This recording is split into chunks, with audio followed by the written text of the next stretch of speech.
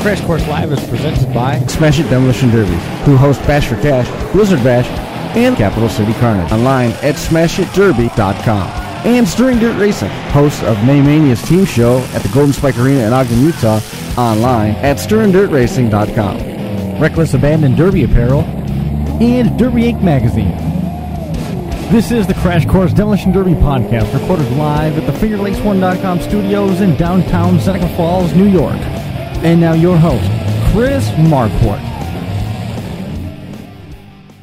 Line 3 does not want to unmute. There we go. Things could have been a lot smoother there. Episode number 219 on deck for the Crash Course. We're going to be talking a little bit with Dale Colbert here at the bottom of the hour. We're probably going to touch base with Ed Brewster in a little bit, and we're also going to be following up with Jason Sherman on the heels of the conversation that we had yesterday at Finger Lakes Speedworld. Finger Lakes Speedworld in the books. A fantastic show front to back. Big thanks to Kevin Carrier, who brought up his extreme car. A lot of folks looked at that and had no idea what they were looking at in any way, shape, or form. The pedals were on the wrong side. There was 2 steering wheels. They were completely confused, which was really cool to hear some of the conversations that were happening in and around that car. And of course, James Brown. Jamie brought his 661 up. That car's been there for a couple years in a row now, and you can see its progression. It's got a lot of runs and a lot of success on it, but it's all done now, I think. But it was pretty cool. The thing still runs and drives, if you can believe that. And unfortunately, they had to muscle it into place, which wasn't fun because you're not allowed to drive anything inside the mall. But big thanks out to those guys. The Demolition Derby contingent was well represented during the RC Demolition Derbies that Ed Brewster was overseeing. That's when we were live on Sunday. And once again, RC Derby has left its mark on Finger Lakes Speedworld and Finger Lakes Mall.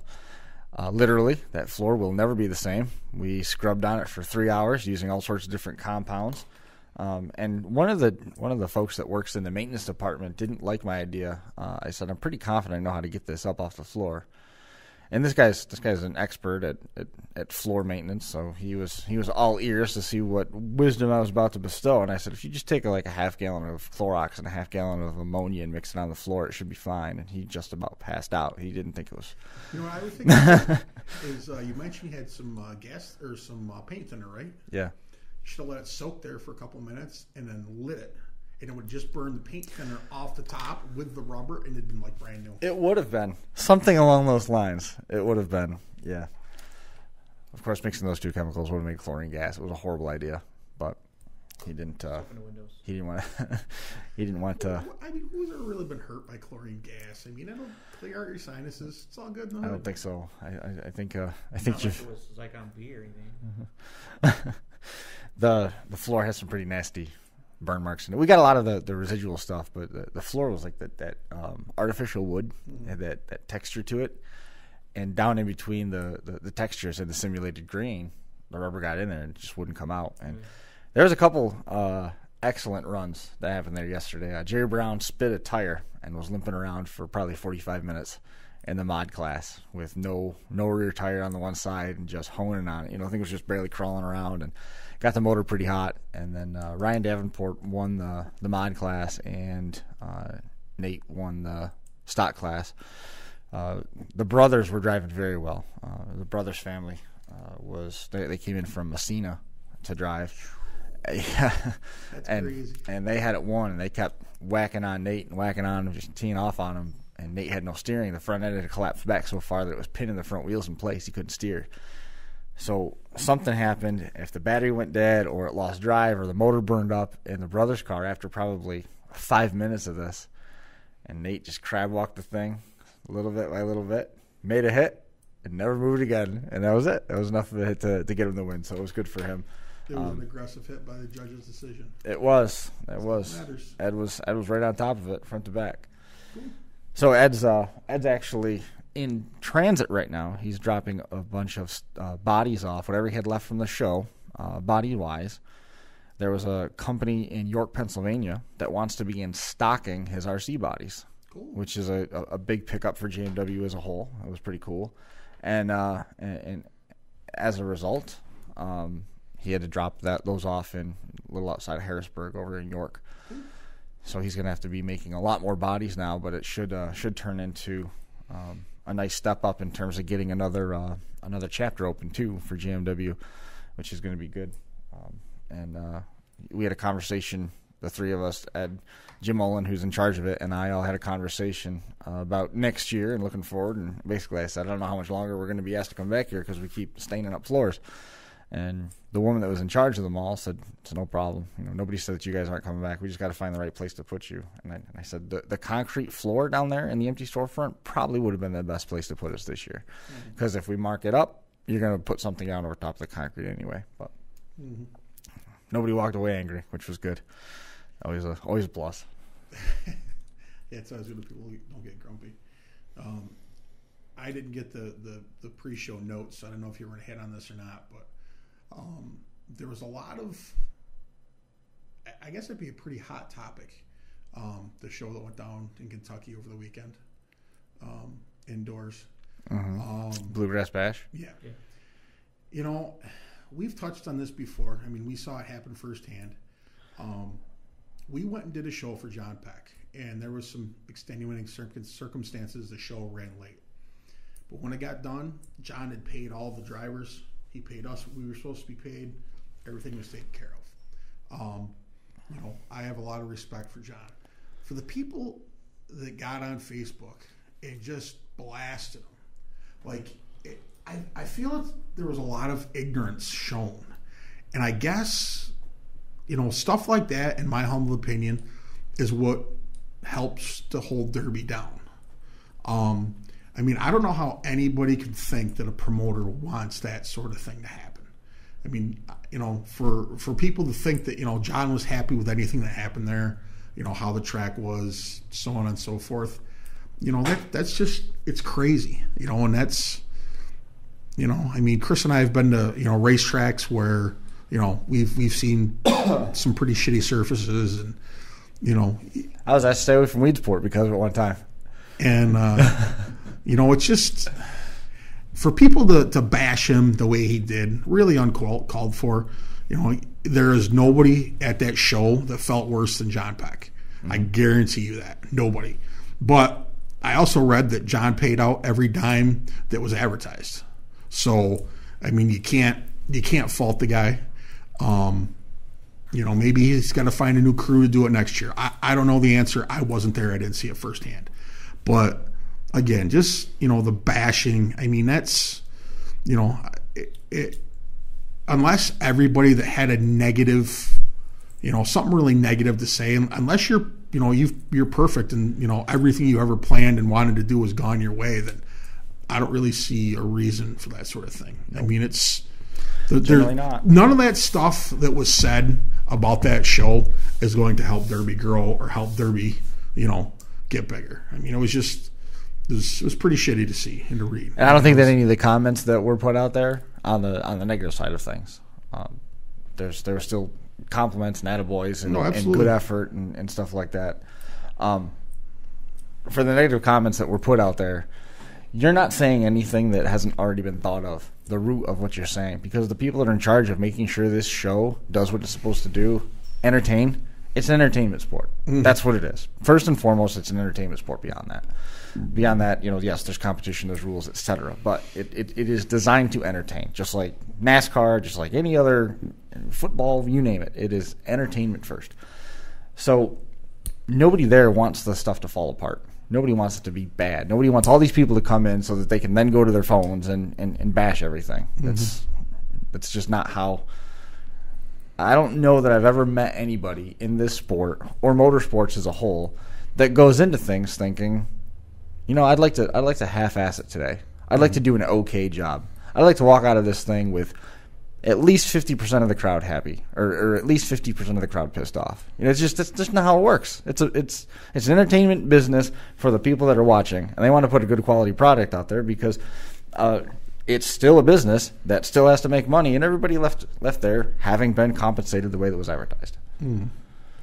Yeah, it was disappointing to see that. It's, I don't know, it's frustrating. We talk about trying to improve everything and try to go to the next level, and to have that happen was pretty disheartening. I understand people are upset, yada yada yada, but instead of saying, hey, shit happens. Sorry it happened. Hopefully things will get better.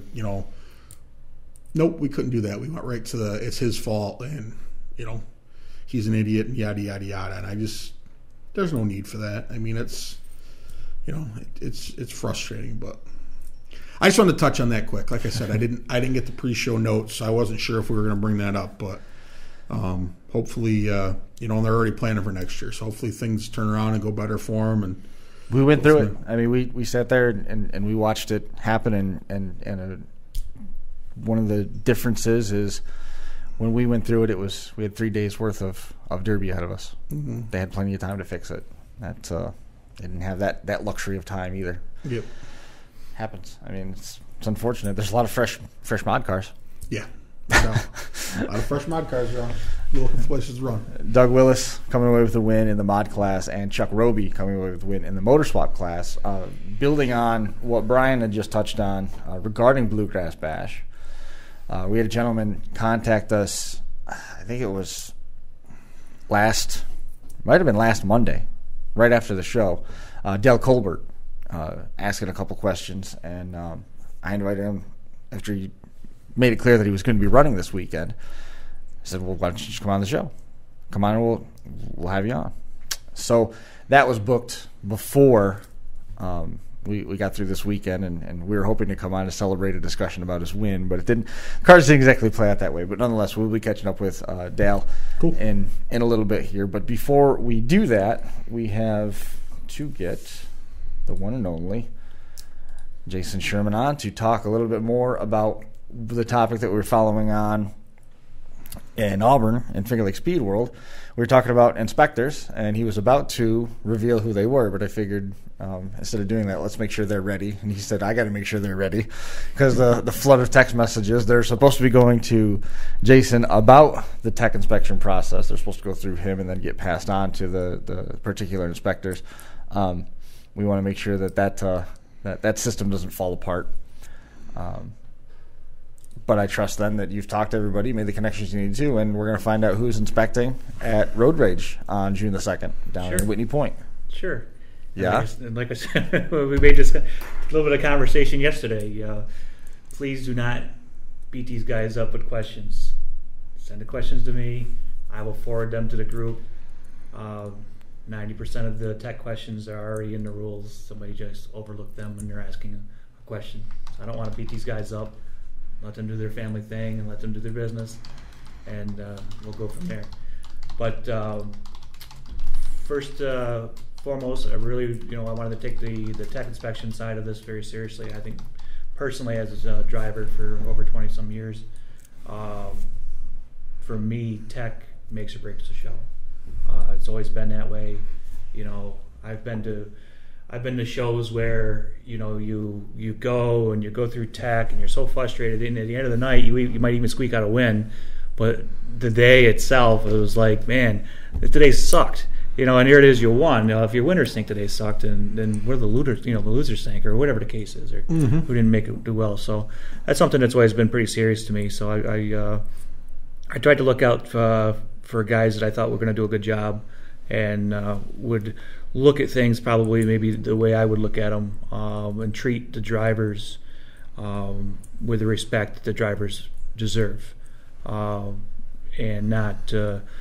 I've seen some decent tech people that couldn't talk to drivers either, and sometimes that steers things in the wrong direction. But anyway, for the Road Rage Entertainment Team show out there on June 2nd, Whitney Point, the head inspector will be Nick King from Ohio. Will be coming in, but he'll be bringing Jordan Risford with him, and then also on the tech side, completely unrelated to them, are David King and Evan King, and then also Tom Anderson will come out with them also. So that'll be the bulk of the inspection crew right there. Some really good, knowledgeable guys who, from what I've seen through the last few years of the sport and things, are able to to talk to people and get whatever issues, if there is any issues in tech, resolved. On top of that, I do have a sponsor. We'll get to it later. Nothing's actually been signed yet, so I don't want to use their used their name yet, but one thing that I wanted to put in the tech inspection line is two things. One, I wanted the guys to get there early for tech, so the guys aren't getting beat up right at the end of the day, right before they have to go out and do flagging and all that other kind of stuff. So anybody who comes through tech should open at 9, and it's going to be closed up. The derby itself, Power Wheels and stuff, kicks off at 2. So I want to have any driver that will take care of the tech guys, get there early enough so people aren't rushing at the end of the day. I want to get them something. So anybody who comes through tech, makes it through tech by noon, will be getting a free lunch put on by us. Whether we haven't got everything worked out yet, whether we're going to get a few pizzas and some food or some chicken or pulled pork, whatever it's going to be, and set up a little something there, or we'll do maybe a voucher system with some of the vendors that are there. Sure. We'll have to work that out later on. But everybody that comes through, if you come through, you bring in a car, you are through tech and in quarantine by lunchtime, you get a free lunch on us. Just to say thanks for coming, getting there early enough, and not beating the tech guys up. Your first question that's going to come to you after tonight's show is not going to be anything about rules. It's not going to be anything about dinner, tech inspectors. It's going to be what if my car's on the lift and I was in line and the line was so long and tech was going so slow that I didn't get through, and it was your fault that I didn't get into quarantine so that I get a free lunch. Mm-hmm. Now what are you going to do? Yeah, I got there earlier. No, we'll work that out. I'm sure I will work that out. I'm not going to. I don't think we'll be rolling around on the ground over our cheeseburger anytime soon. But hey, you do know now that Brian's bringing the car, right? Oh, there you go. Like, there's no question now. If there's free food involved, he's in. I would have, the last time I was there, I would admit I got there early and I got through early, and which was great because there was cars everywhere. Well, that's one of the things that I always wanted to push through, anyways. Is when I always like to talk about value when you start talking about derby and stuff like that. There's been a few shows that I've been through the years that have just, when you talk about value, a couple that really bring mind to me is Spinning Wheels and Morris with the bone stock class, for an example. The wire class, when I ran out in Bash for Cash, for an example, I think it was actually cheaper for me to come and bring out a car. I think it was actually cheaper for me to bring out a car and run than it was to spectate. I mean, just because the added values, whether the pit pass that comes in, the T-shirts and that kind of stuff. So with for example, the open classes of the bone stock class is $50 to run, but that gets you in. It gets you in the pits. It gets you if you get there early enough for free lunch.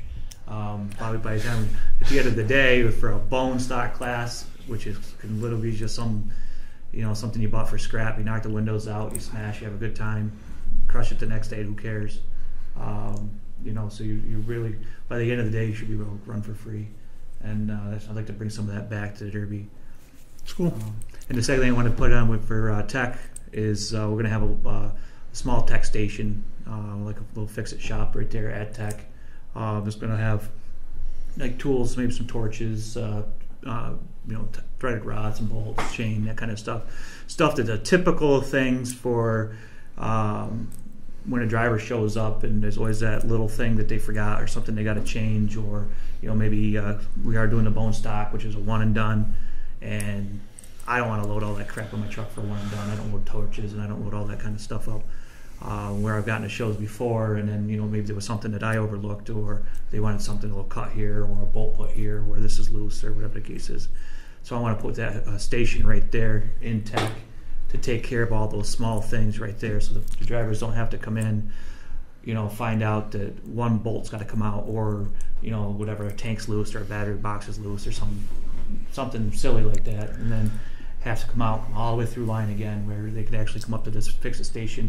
We'll have somebody there helping. They'll have some basic hand tools there, some torches, that kind of stuff. Cool. And it'll all be it'll all be free of charge. You go through and do it, and hopefully guys won't take advantage of it either.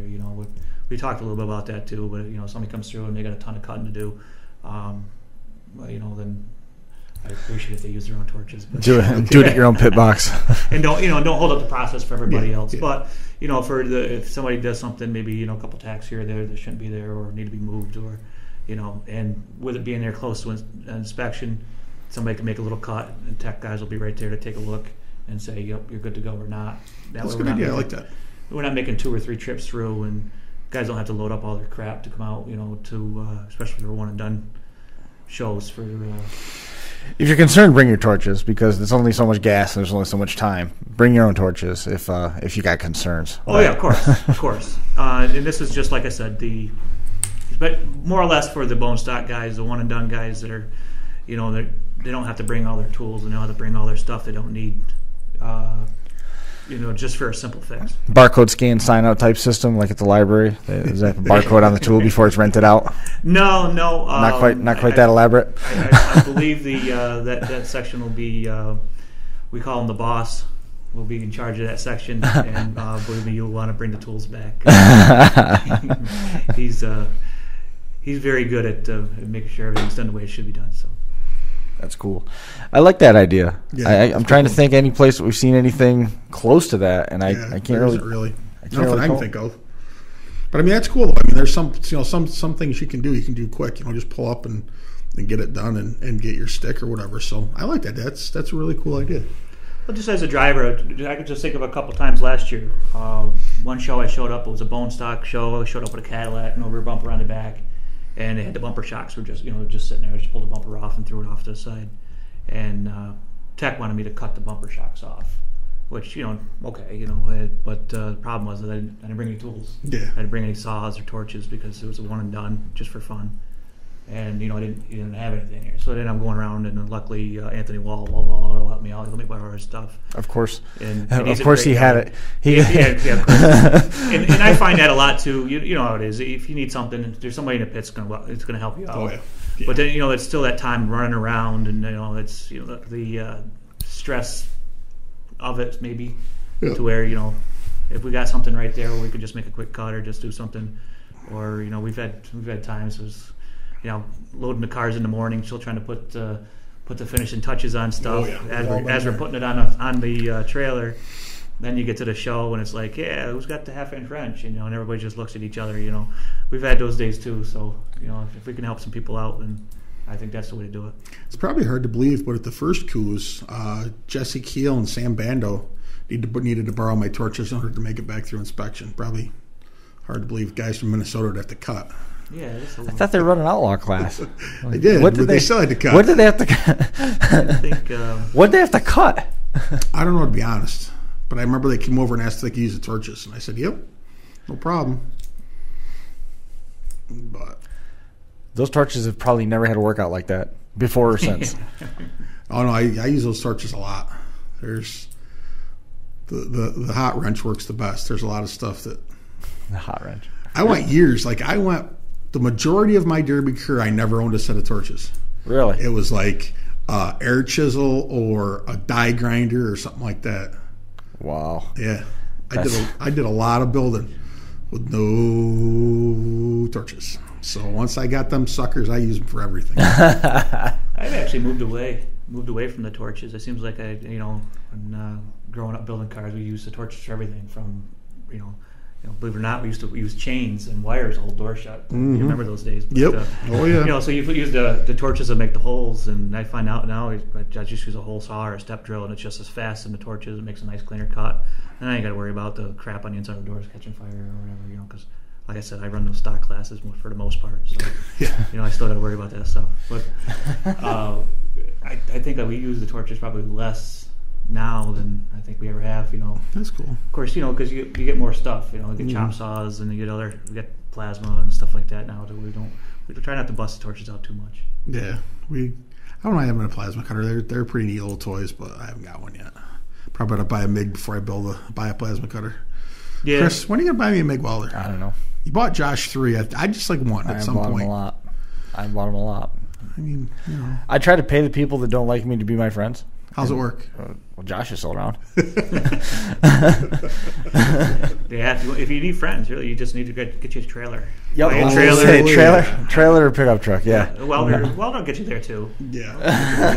Welder can get you some friends. That's too funny. Dope. Well, we were talking about Road Rage Entertainment. There's a little bit more information about it right here. And there it is. Road Rage Entertainment, June the 2nd, Broome County Fairgrounds in Whitney Point. Team Derby, the compact side of things, is sold out. The trucks, we talked about it yesterday, there's one spot left, and it's sort of spoken for, but the money's not there, so if you want to get your money in faster, you can claim that. The full-size V8 still has a very select few spots available on the team format. One and dones, limited to 15 cars each, minimum of 1,000 to win, guaranteed. One and dones for the full-size V8, the junk runs, and the compacts. The RC Derby with JMW Motorsports, that is going to happen. You guys had a long conversation figuring out where you're going to put the arena and what Ed's needs were, so that was cool. The Power Wheels Derby, which is a neat format, we'll talk about that in a second. And then the Kids Zone in the play area, where kids can go if they get bored of the Demolition Derby action itself. They can go do any number of different activities that are happening in that area. I mean, we hit on a lot of it yesterday. The Kids Zone, it's going to have responsible adults to help you keep an eye on all the kids. If you want to drop the kids off and go back and watch the Derby, you can do that. There's bumper pulls and dive into that a little bit more. And the Power Wheels too. We got to hit on that. Sure. Well, one thing we always looked at, being a family of 5 myself, is you take the talk about value. And you kids go to the show, you have to pay for them to get in, and then a lot of times, if I'm out talking to other drivers, or I'm talking to tech guys, or I'm talking to vendors, I just dragging my kids along, and they're like, "Yeah, right, Dad, we've talked about this gas tank long enough, or we talked about this cradle." So I wanted to try something a little bit different. I haven't seen before. We're gonna have a kids zone right there in the vendor section. We're gonna put up a tent, and it's 100% sponsored by the Bainbridge Auto Center. Josh and his wife Michelle are going to run that. Michelle's she's a school teacher, but she also teaches up and coming school teachers. So they're going to use that as part of their project. So it's going to be manned by people that are training to be, or are in school to be, work with kids and be teachers. So that's very cool. Been a very great thing. It's going to have a little everything there. Obviously like craft stuff we're trying to hit all the age groups. For the little guys, some craft stuff, maybe some coloring book kind of thing. And then also we want to put in some stuff, maybe some prizes. So either like a bumper drag, maybe like a ring toss we talked about, maybe having a ring set of headers, throwing a ring on some headers, whatever. Maybe cool. I like that idea. Wins and prizes, that kind of stuff. And it's all everything's going to be 100% free across the board. Kids can go and enjoy it, and then it'll be open. So if you want to go, if you're in tech inspection, or you want to go to see a vendor, turn in your cores or whatever you want to do. And that gives something, the kids can go, and it'll be right there, it'll be full of responsible adults, and of course we'll have security and stuff there in the grounds anyway. But it should be a good, safe place for the kids to hang out and do their thing while they're waiting.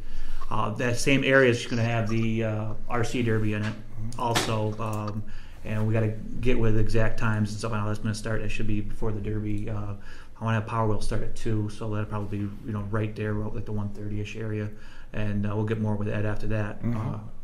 But Power Wheel is going to be a little bit different. We're trying to come up with some ideas. I love the idea. One of the things that I've always looked at, is I'm old school, so I always looked at participation awards. When I was always growing up, and you see it a lot of times now, and it's like, man, we are going to have a driver's package, all the kids for Power Wheels. Power Wheels is going to be completely free. It's not going to cost anything for to enter a car. There's going to be a best appearing car, best painted car, whatever you want to call it. Be prizes and stuff to get away with that. Every kid that shows up, I've already got 50 ordered. I'm trying to get some more. Is bicycle helmets. Cool. I know, a lot of times kids, they'll show up with, an old helmet's 3-4 sizes too big, and they hit and it's falling around and stuff. And this will give them, which is cool, but this will give them a helmet of their own. It'll be their helmet. If they want to wear it, great. If they don't, that's fine too. But it'll be there available for the kids to have. It'll be theirs when they leave. Cool. And also, we're going to try to get together with working on some what we're going to call a driver's package. And so every kid that shows up is going to leave with that driver's package. It's going to have some stuff in there for them for participating, so to speak. However, just like anything else, there needs to be winners and losers, so to speak. So what we're going to do is the idea that we've come up with is we're going to tape balloons on the corners of the cars. Yep, we've seen that. Mm-hmm. Well, what we're going to have is we're going to have 2 tracks. We're going to have a pit, and then there's going to be a narrow alley, and then a second pit.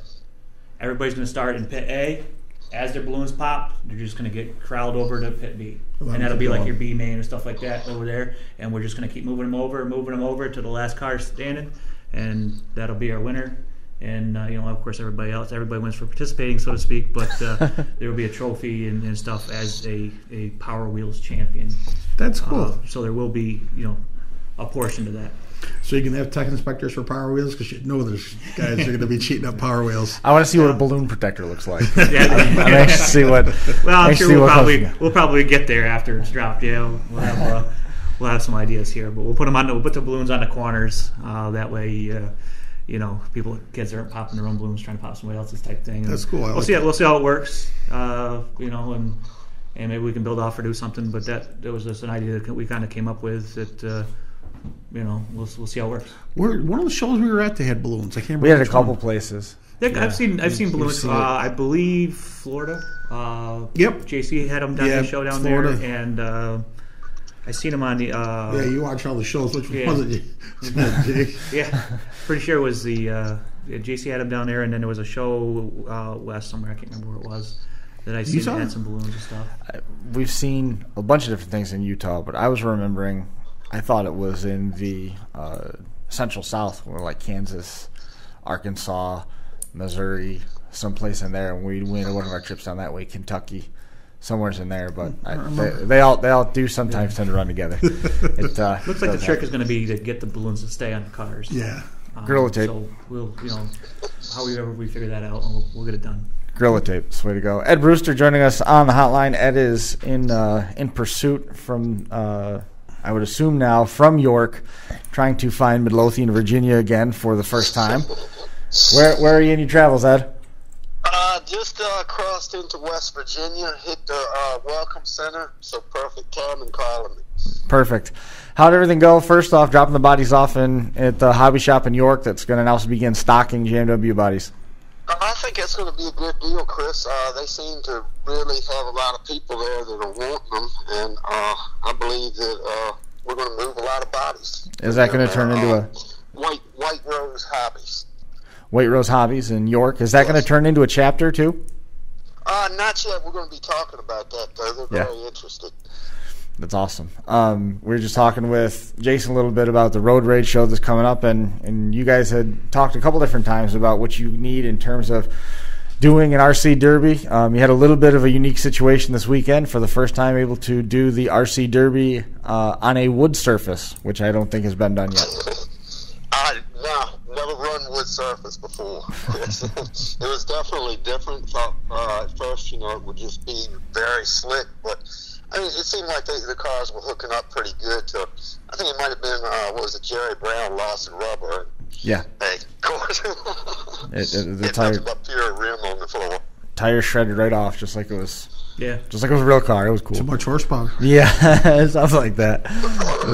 It was pretty interesting. There was a number of cars there with homemade wheels. They just took like touring rims and they just glued the rubber down. It was neat. It was neat to see. The Speedworld show was just excellent. One thing, the new 2018 rules, it sure made my job on the inspection line a whole lot easier. And up at Auburn, too, it's just one of those events that's like Motorama. I mean, it is so rare to have an issue. Everything just always runs smooth. That was the rollout for the new 2018 rules that are far more streamlined than what they used to be. So it was good to see everybody. Pretty much everybody got a smooth pass through tech inspection, except for Hank Pensack. Hank Pensack had to come back 3 or 4 times. But that's another day in the life. That's weird. 4 ounces over. I can't. Hank's was 2 ounces over, and his son Jackson, I think that's his name. Yeah. His was 4 ounces over. Hank's car, he went back, did a little work to it, brought it back, it passed right on through. But Jackson's, they cut stuff off of it, come back, it weighed the same. I don't know. It took about 3 or 4 times of Hank trimming on that one to get it to weight. At one point, it's a sea level difference, right? Yeah, that's what it was. When he measured it at home, I was at a different sea level than I was here. So that must be it. Elevation problem. Or elevation. Yeah. It was pretty funny though, because at one point Hank came over with both of his hands full of metal clippings. He came over, he's like, "We cut all this off," and put it on the scale, and it weighed the exact same thing. He brought it to me and threw the pile of metal on the scales, and then it wouldn't even register nothing. Wow. So does Hank run his RC cars? Does Hank run the RC cars the same way he runs his cars on the track? Yes. Oh, definitely. Awesome. Definitely. And Jackson's learned from the best. There's no doubt. That's great. It was pretty cool. He got put up on the wall with two wheels hanging over the wall, and he was trying to rock it back and forth, and he ended up getting timed out. He couldn't make a hit. He was surrounded by dead cars, and nobody was going to knock him off because he was tattooing stuff. A lot of noses got shoved back, except for and stood up, but Nate's did not go up. It went down. It went right down. You could see just as plain as day where the body mount crossbar was. Mm-hmm. It was pushing up through the hood, and sure enough, he was able to limp it down into a win. It was pretty cool. Cool. Very cool. One thing the outlaw class, that was just kick ass. I tell you, Ryan Davenport, he was just throwing it down. He was hammering everything he could, full root shots, and he sure did deserve that mad cow he walked with. Yeah, Ryan Davenport did a great job coming up with the win in that mod class. It was cool. Ian Doyle had the car basically rip in half. The front hood and fenders was still there. And the trunk and quarters were still there, but where the doors met the fenders, it ripped off in 3 of the 4 corners. Mm-hmm. So it was held on by a little sliver of metal on the fender of the left side, and it was just a ramp over all the electronics. There were guys that were trying to knock the battery out of that thing. It was cool. Yeah, there was a couple times I almost wanted to stop it for just a minute because I could see the metal getting on some of the wires in there, but. No. Knowing Ian there, the way he runs, he was going to go for it regardless. So, there was no sense to stop it.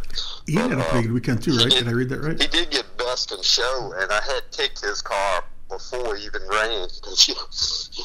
Getting the best in show with what he had left of it, that was, I don't know what to say about that. Did Ian win the fun run on Saturday morning, and then he got down into the top 5 in the mod class, right? Right. Uh-huh. Yeah.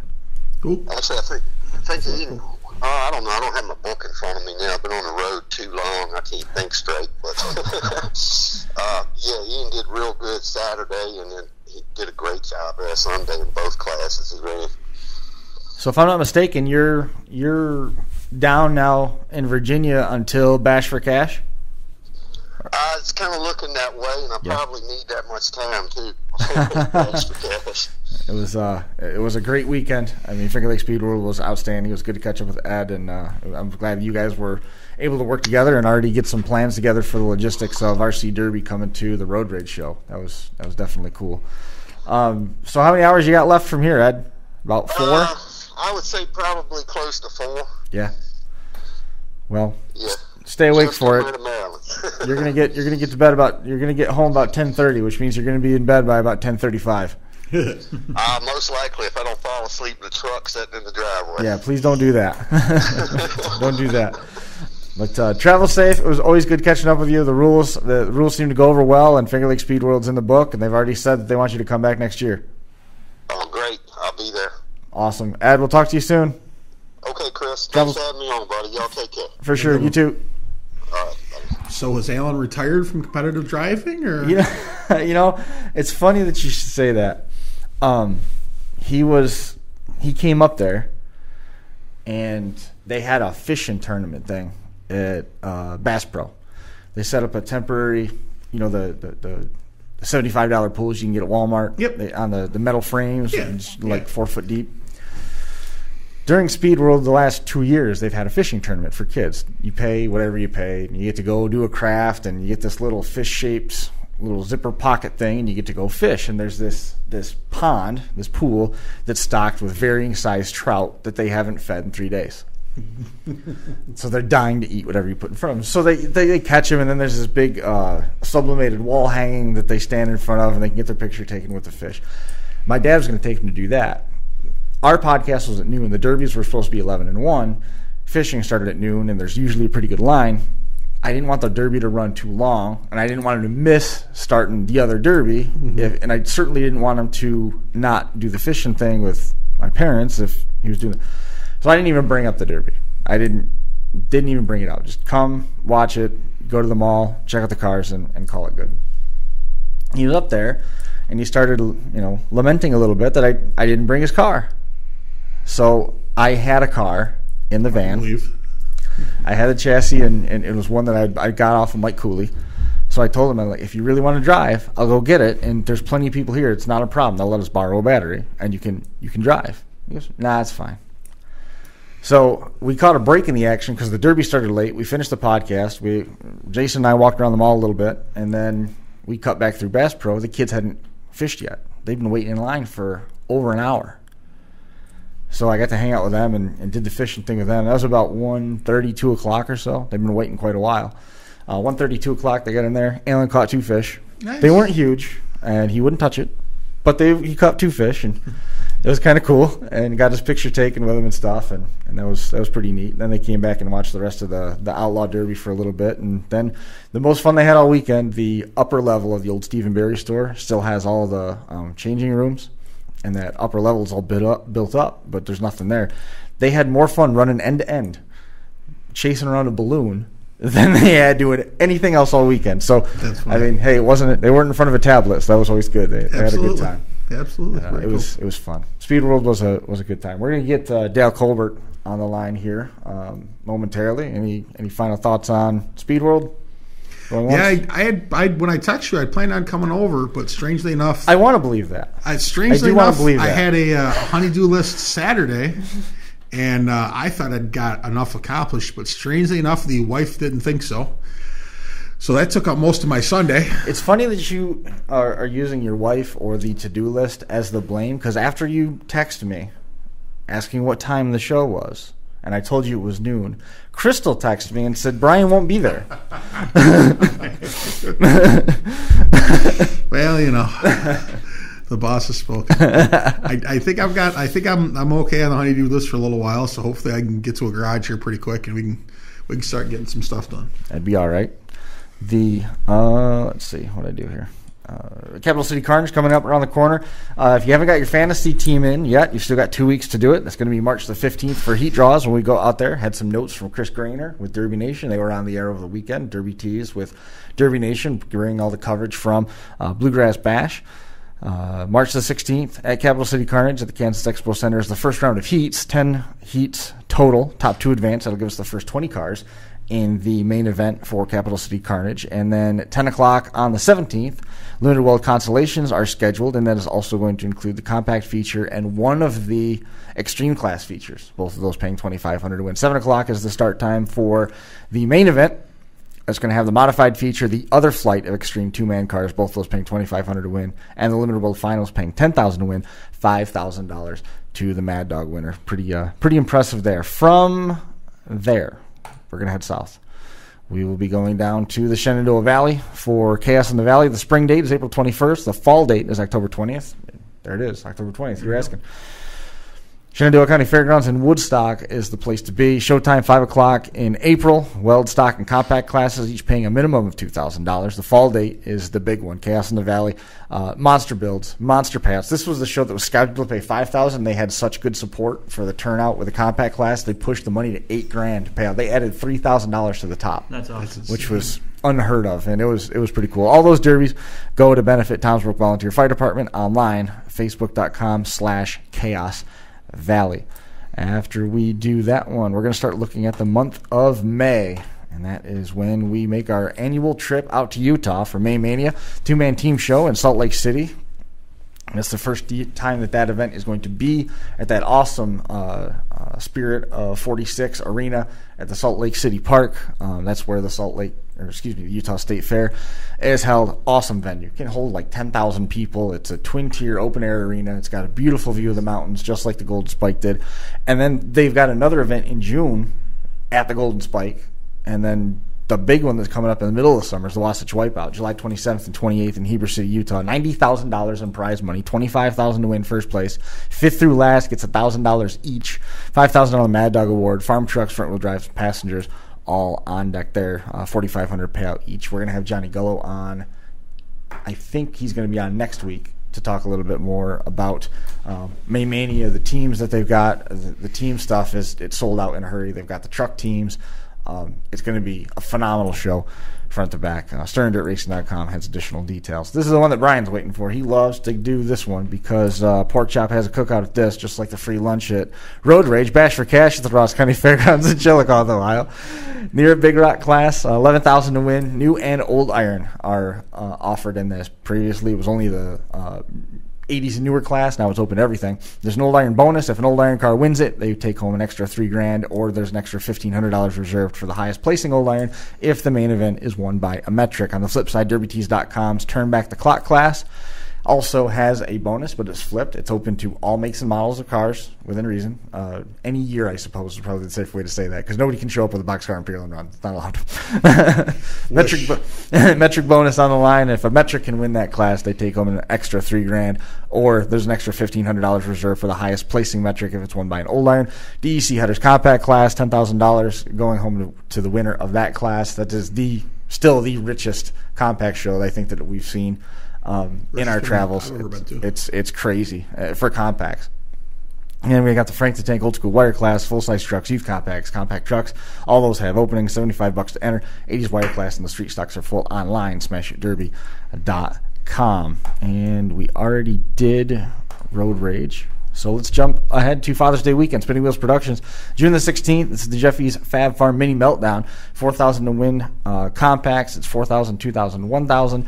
$1,000 Mad Dog. The field's full. You can't get in. 105 cars that are registered for that. That's the Otsego County Fairgrounds in Morris, New York, June the 16th.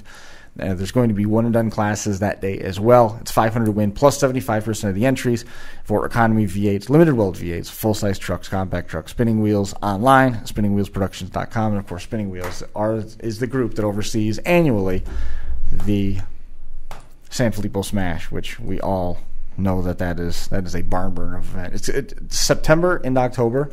It's setting up to be crazy this year, because we'll go from Lake Erie Rumble to Wheel Days to the cleanup show at Paradise to San Filippo, 4 weeks in a row.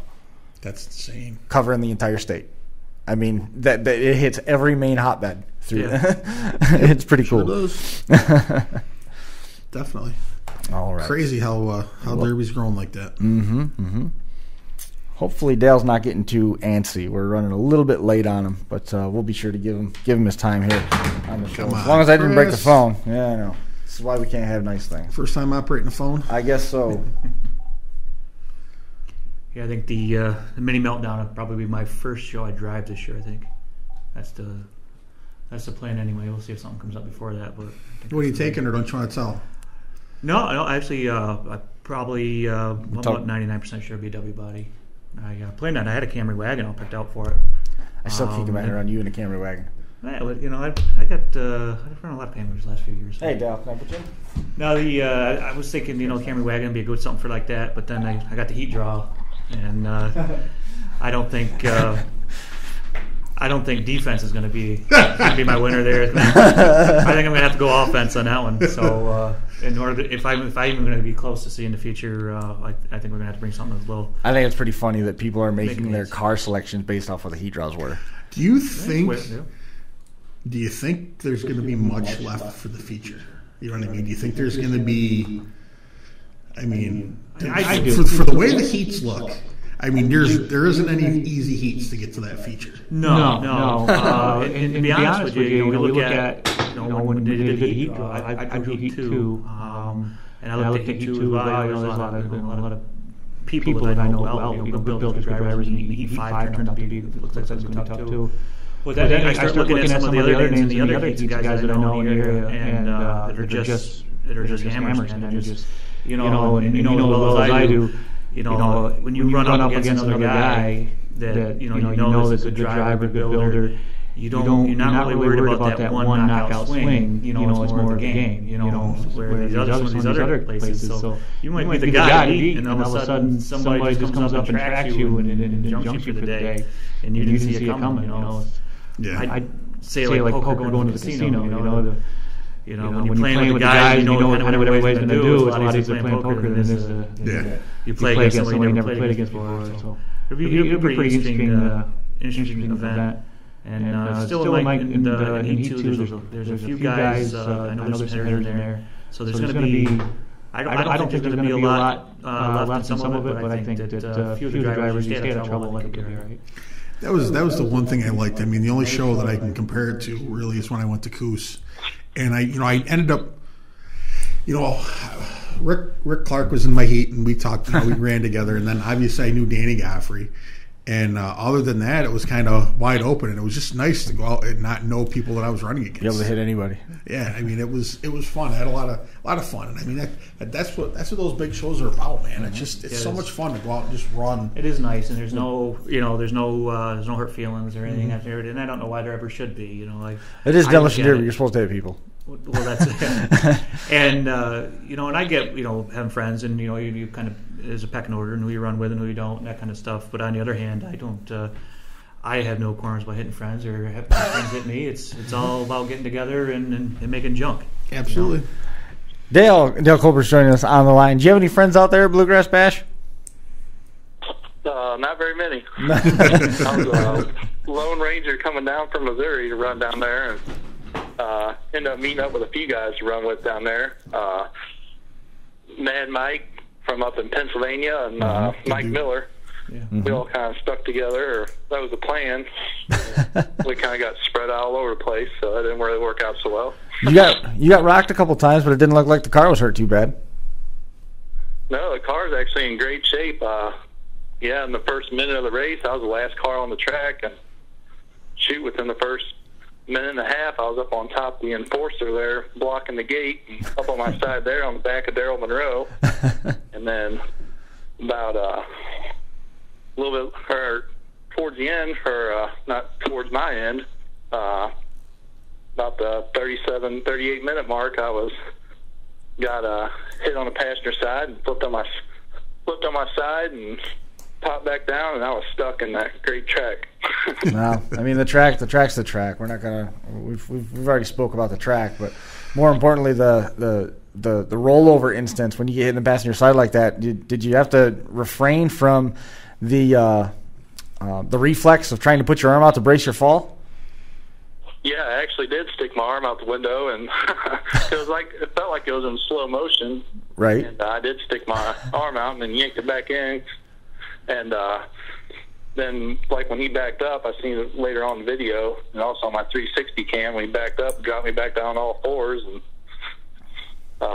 motor fired up. I was ready to go, but I was stuck. You were running in the motor swap class out there. Darren Monroe coming up with second place in that event, so not a bad guy to be stuck on the back of. Tell me a little bit about the class. On him all night.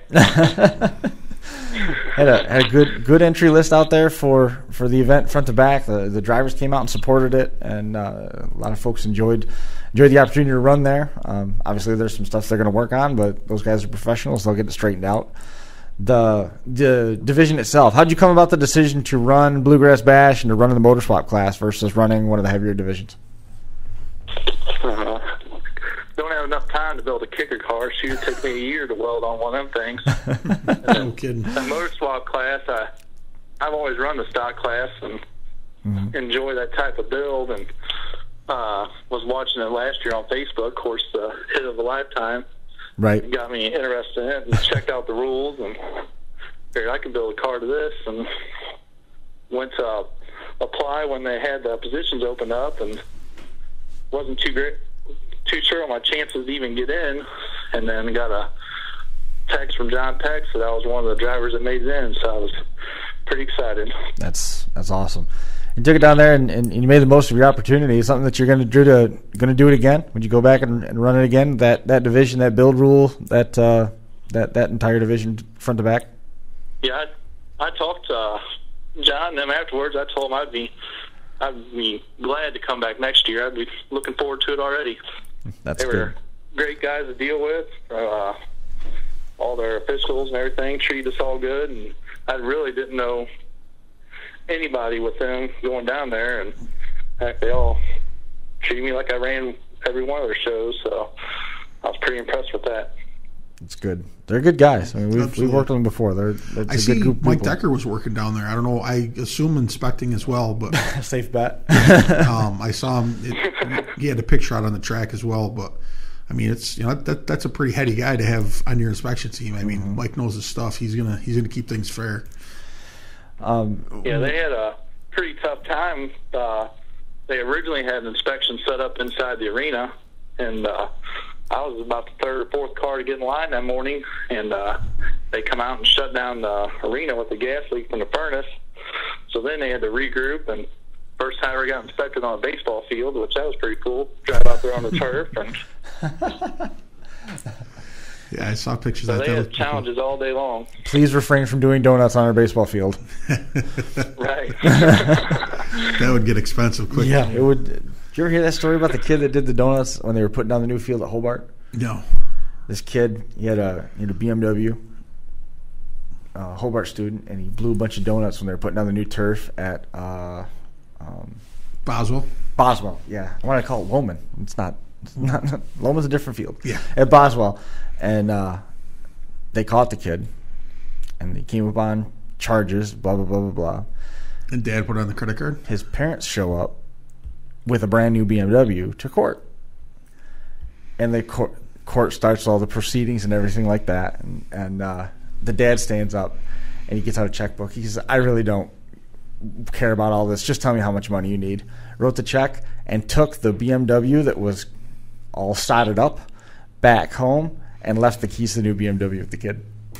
That'll teach him. Yep, lesson taught. That kid's gonna make a part of life. Wow, that was something. Things you don't see every day. No. Yeah. Where else are you going to be running this year, Dale? Well, next I'll be running a couple few local fairs, and of course be trying to get back into Blizzard Bash. I ran there the last 2 years. Mm-hmm. I'm actually running Warrenton, Missouri, May 19th. They have a little spring derby. I'm going to take my car. I ran this weekend there, and then my next one after that will be start my crazy July schedule of the first weekend in July. I'll be running Warrenton with my Blizzard Bash car, Mm-hmm. and then Rob Baker's got a team event at our local derby in Troy, Missouri. Mm-hmm. So I'll be running a fresh car there, and I'll have another fresh car to run the last weekend in July, and whatever's left over after them, I'll find some random place and sneak off to go. Is that a typical year for you? I mean, it sounds like you're running somewhere around 10 derbies by the time you're done. Yeah, depends every year. This year is going to be tough. I got a little one due June 2nd. Mm-hmm. But that was a bad plan on your part. That's right. Well, I figured that May 19th at the Derby in Warrenton, when everybody's predicting I'm going to throw her into labor. So I'm going to run the crap out of that one. I'll hopefully end up on my lid and baby comes out. Have an ambulance there trackside, would be perfect. There you go. Born in a Derby. Well, I proposed at Blizzard Bash 2 years ago, Mm-hmm. and and then we announced this year at Blizzard Bash that we were having a baby, so That's cool. figured a Derby baby be perfect the rate we're going. Absolutely. There you go. Chris, why don't you try that? Try what? Having a baby. We could live stream it right from the No. the delivery room. Nope. Not happening. Nope. Pass. Awesome. Pass. No No thanks. in-car cameras? No. Oh my God, man. I know Bobby Brock That was would want actually that. the year Blizzard Bash had their track trouble, because my original plan was to go over there Saturday morning and propose on the track when nobody was around. And so I went that morning to go check out the track, and was going to talk to Sam Williams and see if I could that was even a possibility. And they're ripping all the dirt out of pulling all the dirt out of the arena. So that plan backfired. And Yep. so then we were just going to do a family picture or something. I was going to propose there, because then lost all my ideas. And then the guy come around with a camera, asked if I'd do an interview, and ended up being the All-Tech Lansing video. And they asked one of my buddies asked if I could propose on his video or whatever. And he said, as soon as you're done with our interview, he's like, we'll call her over. So they called her over, and she played her part perfect. So Cool. Did she know you were proposing? no, she didn't have a clue. No. They're the best. Well, that was a surprise, and I guess you're pretty lucky then that she played her part perfectly. Right. Well, they asked her, it was like, we heard you had he had to do one thing before he could run. He's like, well, there's no ring. And I said, until now. So worked out pretty good. So I was able to keep my promise to not running Blizzard Bash till I proposed, and so it all worked out good. That's cool. I proposed at a Derby. You No did. babies. No babies. I proposed at a Derby. Didn't even use my car. That's all right. Nope, I didn't. I wanted it to be a surprise for everybody. We still have the roof of that car, by the way. It was almost on top of a hearse, but everybody's heard that story. What's the story with the paint scheme? All your cars are always lettered up the same. They're great looking cars. You got the cones and the 369 on it. Where'd that come from, and what's the story behind it? Well, I've run a cone on every car except for my very first car. Some of my buddies from school, people were paying them to paint their names on their car. That's how they raised money for their car, and of course they put the road cone on there, and then my dad ran before I started, so once we got on the track, whatever, always before the roof signs, they put the cone on there so everybody could see where they're at. After the Derby, we had a little party and had a ceremonial cone raising, moved it from their car to mine, so I was going to run my car again in a couple weeks, and cone's been on there ever since. That's So cool. if somebody can follow me around the track, just Pretty wait cool. before the roof sign come out, I always had the cone on there. Well, I remember seeing the cone a bunch of different times out to our trips to the Midwest. Yeah, and then I was always number 6. That was my baseball number. And then, of course, some of our local derbies, there used to be over 100 cars there. So you'd show up there. Of course, there was some guy that always ran 6-pack. So then I bounced out the 36. That was my brother's baseball number. And then, or I would be 69 if there was 36 taken. And finally got tired of changing my number, so I just made it 369 and stuck with it. There you go. Necessity breeds creativity, I suppose, right? Absolutely. Is it the same? Is it the same cone all this time, or have the cones been retired and changed out? No, I had the same cone for about 12 or 13 years, and then somebody stole it off the top of my car. And so then the highway department donated a few. I've had the same cone on there now for about. I got 2 cones now, and I've had both of them for about 5 years. I ran a mini car one time, and I actually put a little tiny cone on top of it. That's funny. Nice. That's great. 15 years from now, somebody's going to come up with a Demolition Derby Hall of Fame, and that cone will just That pop cone up will pop somewhere, up. Right. and it'll be on display. Chris, how's that coming? You said the highway department. you said the highway department donated the cones. Yeah, they left it on the side of the road. Yeah, I was just going to say, does the highway department know that they donated the cones? They weren't using it for anything. I'm borrowing it. I'll return it one day. Someday, just bring it right back to the same spot. Meanwhile, the bridge is still out. Yeah. Dukes of Hazzard, baby. Oh, that's funny. And then the day of my wedding last year, all my buddies, I think they picked up every cone on the way to the wedding. So when I got to the wedding reception, we had about 30 to 40 cones in there.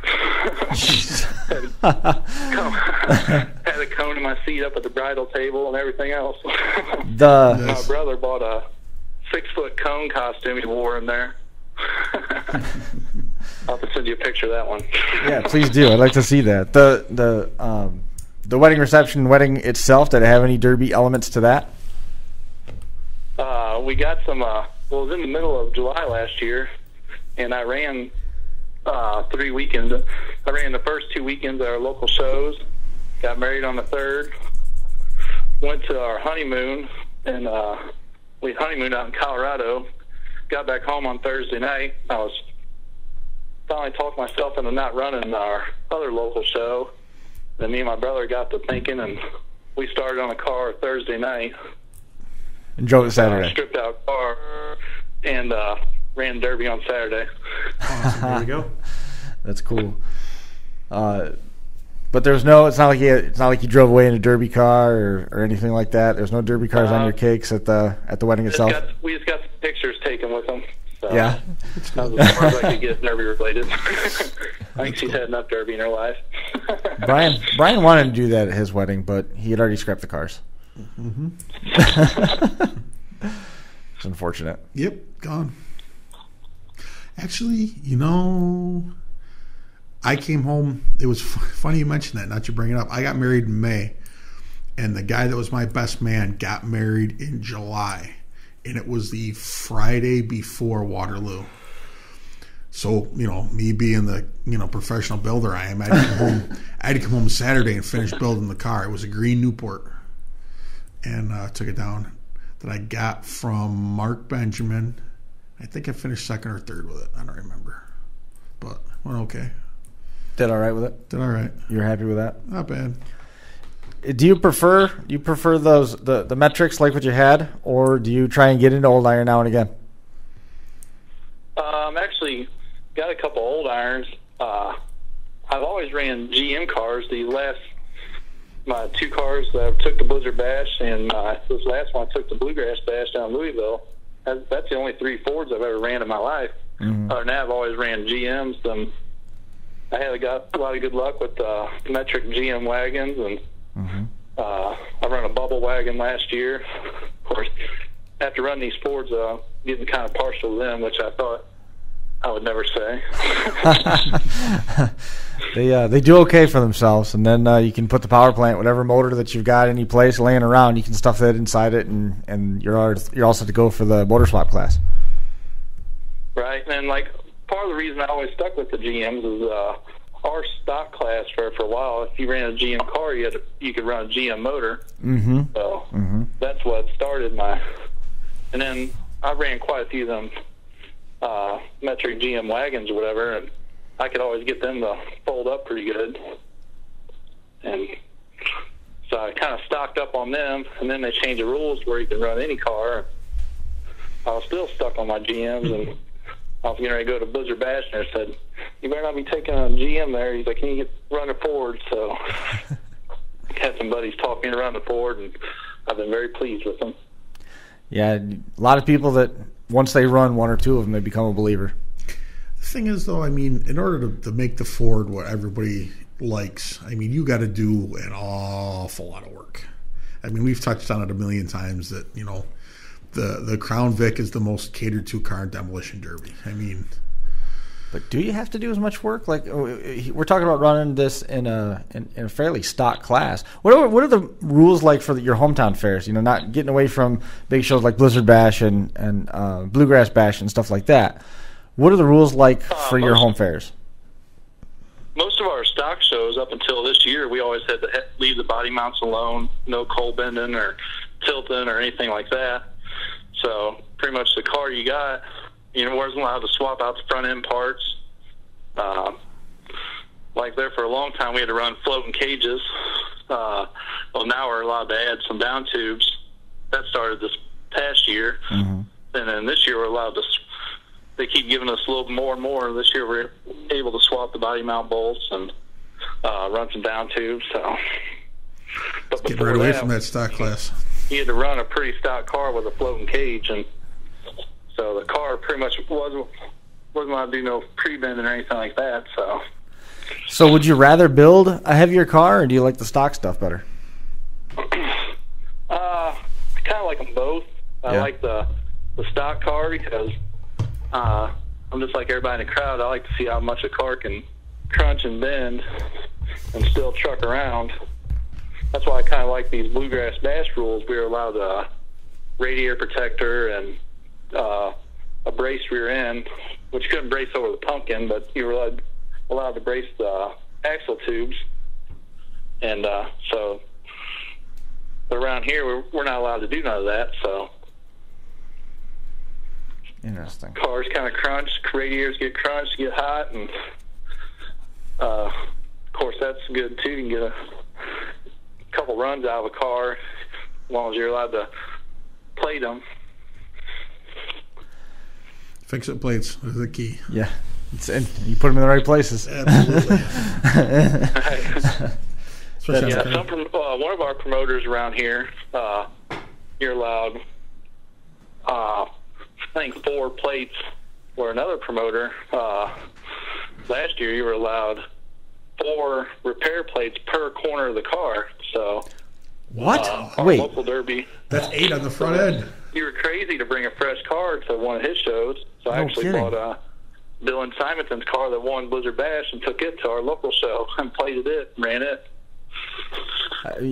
Can you manipulate the plates? You're supposed to. They're supposed to be flat on his rules, and then the other rules we're allowed to manipulate and twist them around a little bit. And that's as long as we don't get too carried away. Huh. Can you imagine what Ben would want to do with that? four per corner, per corner, and you can do whatever you want with it. Right. That's crazy. And like his idea of it, because I asked him, I was like, "Why are we allowed so many plates?" He's like, "Well, I figured on a bend, people would go on like each side of a bend, not use one plate for the bend and stretch them out, and you're supposed to put an inch in between them." And I actually had to cut 3 plates off my car because it wasn't showing it was bent, and I had pictures of it and everything. I had to cut them off, and then he come back over, and he's like, "Oh, the frame was bent there."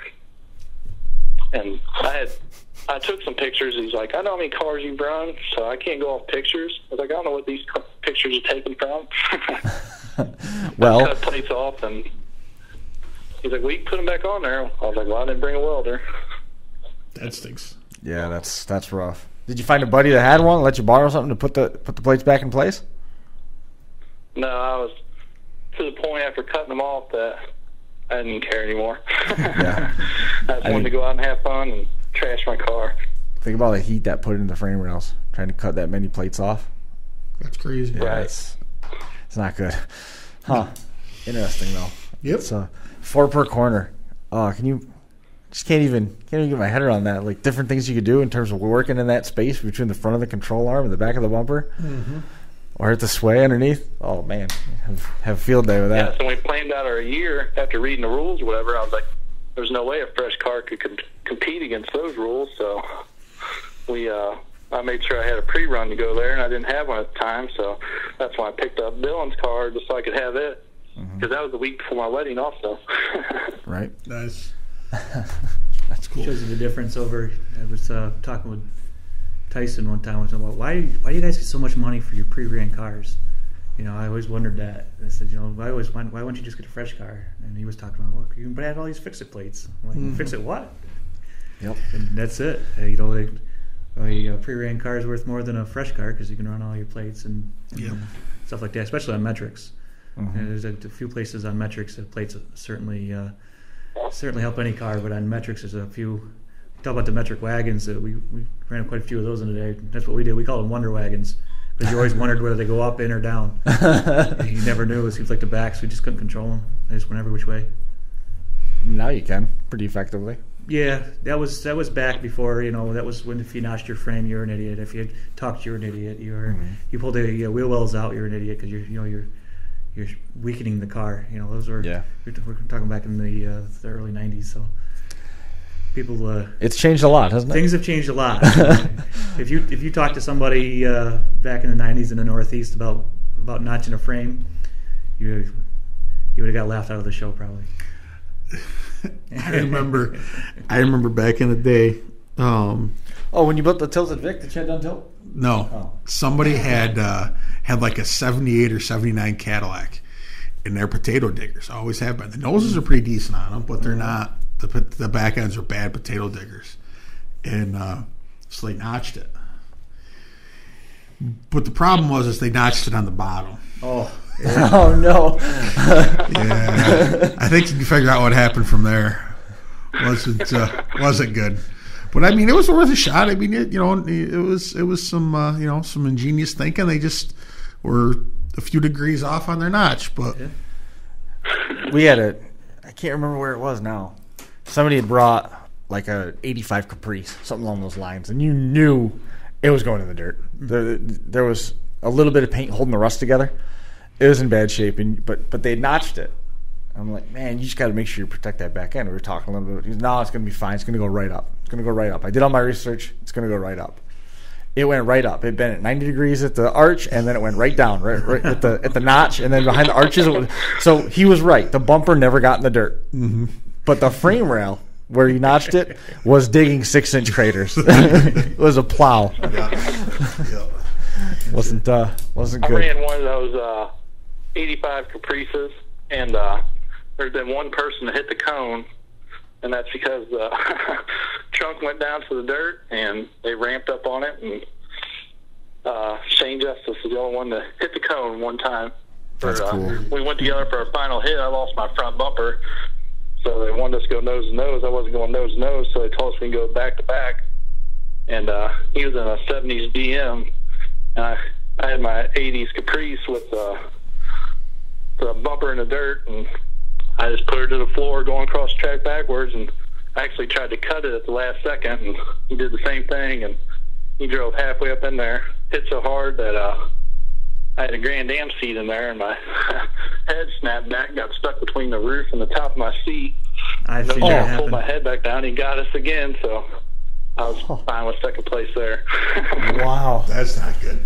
You want to talk about panic? I've seen it happen quite a few times with the guys that run like the motocross helmets with the shield. The bills will get caught. Yeah, where the head gets caught between there and the thing, and they can't move, and you just see that panic of, holy, what do I do? Yeah. That's got to be a scary situation. I've had to get caught. Yeah, it took me a second to figure out what happened. Then I grabbed the front of my face mask and jerked it down. And then about that time, he was lined up to whack us again. I think Josh had it stuck in the header panel underneath the roof, where the roof, second part of the roof, the bill stuck in there one time. And he said he was pretty nervous sitting there, because that was you're just stuck there, you're just dying to get free. No kidding. And I think he got it stuck between the headrest and the pillar one time too. It went backwards and wedged between the headrest and the pillar. And that's another one that's scary. Mm-hmm. All it takes is one well placed hit, and you're in trouble. Yeah. Well, Josh's got a big head, so It's got to be pretty hard. It's got to be pretty hard to keep that in the driver's compartment. That's why I get stuck places. Well, Dale, man, is there anybody that you wanted to make mention of that helps get the car together? I know you talked a lot about your buddies and running your local fairs, so I imagine you got a pretty good support group around you. Yeah, I think my brother, Kurt Colbert, he runs also, but here lately, or this past time, I was just the only one running down at Bluegrass Bash, and thank him and his wife for letting them Colbert help me, because it's a lot of time in the shop. And a couple buddies that live up the road, Andrew and Dan Link, they come by and help me out all the time. Shane Fessler, Fessler Speed Shop, he built my motor, built both my motors, and I've run an E85 motor, and I've been bugging the crap out of him leading up to this, and so I appreciate him for listening to all my troubles. And then Justin Broadhead actually hooked me up with some door wraps for Bluegrass Bash, him and Josh Scott. Mm-hmm. And then last but not least, Mark McCregan. I went through a lot of bad luck with trannies there for a while, and I've got a couple from him, and they've been worked flawless. Awesome. I've been running the crap out of them. Never had a tranny issue since I started using him. Nice. Good deal. Good deal. That's always good to hear. In this program, you can find a tranny guy that you like and you can stick with. That's worth its weight in gold right there. Absolutely. Yep. Yeah, I was burned them up. I burned about 5 in a row up from a couple big name builders, a couple small town builders, and I just went through a bad spell there for a while. And finally, once I got that figured out, then things have been going great. Cool. Just too much horsepower. Right. Well, Dale, man, I'm glad you could come on the show and hang out with us for a little while. I appreciate you shooting the message off to us. I'm glad that everything went well through the course of the weekend, and it sounds like you got a busy summer coming up ahead of you. Bringing it around full circle to Capital City Carnage. You going to be making the trip to Topeka to go watch it all? I'm still working on it. I'm going to try to. Not 100% sure yet. Still trying to sell that one to the bride. tell her that we gave you. Didn't like the 5-hour trip to Bluegrass Bash, so I might be flying solo there. Tell her that we gave you permission. Sounds good. I'll let her know. Dale, I hope it comes together. I look forward to meeting up with you in Topeka if we can. If not, I'm sure we'll catch up with you in the fall. Sounds good. I appreciate you all. For sure. Appreciate everything you do for the sport. Well, thanks, man. It means a lot. Thank you. Have a good one. We'll see you later, Dale. All right, thank you. Take care, man. Bye. There goes Dale Colbert. Good dude. I'm glad he sent us a message. I'm looking forward to catching up with him. We've seen his cars run a bunch of times. Oh, yeah, absolutely. The 369 with the cones. I remember those. I was surprised for him to say what he said about the Fords only being in 3 of them, given where he lives. And then even more so about spending that much time in the metric wagons. But, 80s and newer, running stock class, I guess it shouldn't be too much of a surprise, right? Mm-hmm. I mean, you drive enough of the same car, you got to figure some things out. Yeah. I mean, the Gaskins had the Ford wagons figured out pretty good around here, Matt and Junior and Senior. I mean, they built some pretty nasty Ford wagons, so it's just taking your time and build it. I mean, we've touched before. I mean, sooner or later, everything we want to run now is going to be gone. And if we're going to keep derbying, eventually it's going to be only 80s, and we're going to be looking for 80s Caprice wagons and 80 Crown Vic wagons, and probably going to skip the 80s cars. I think probably so? go right. Yeah, we're going to go right to the bubbles. I think. Like so? Yeah. We don't see them. I guess the country's a big place, but you just don't see the metrics around here. I got several, and to be honest with you, you can't really give them away. We got a ton sitting there. There's new Cadillacs coming. We've already seen the hints of it. There's another wave of Cadillacs coming. That's all going to happen. It's on its way. In this sport, it's easy to get pigeonholed. We talk about with the cones, or like I know, for example, I run pretty much everything, but mostly full size for 20 years, and I sold out and jumped into compacts for 3 years, and now I was known as the compact guy. Like, wait a minute, how did I know the compact guy? Or you get knocked out once and you're the guy that goes to sleep, or you get pushed up on the wall a couple times and you're the guy that can never. It's funny, it's really easy to get pigeonholed in the sport. But for anybody outside of the Northeast, he's talked about Jason Sherman, Randy McCravey, and Josh Decker. Or whatever the case is, or you put concrete in your frame one time, or you just get pigeonholed for your career. That wasn't one time. That was one time caught, and it wasn't concrete; it was mud from Troy Fair. The dried black. It was the darndest thing. It dried black. I've never seen anything like perfectly flush with the holes in the frame. Mark Benjamin. Who else do we want to name names? No, we're good. No, we're good?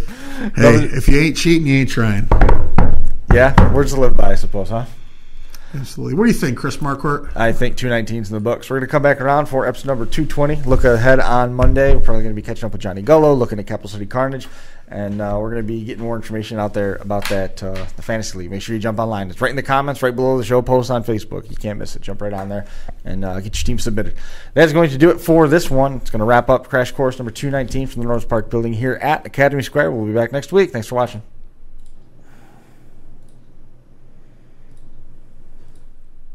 Why didn't it go? There it goes.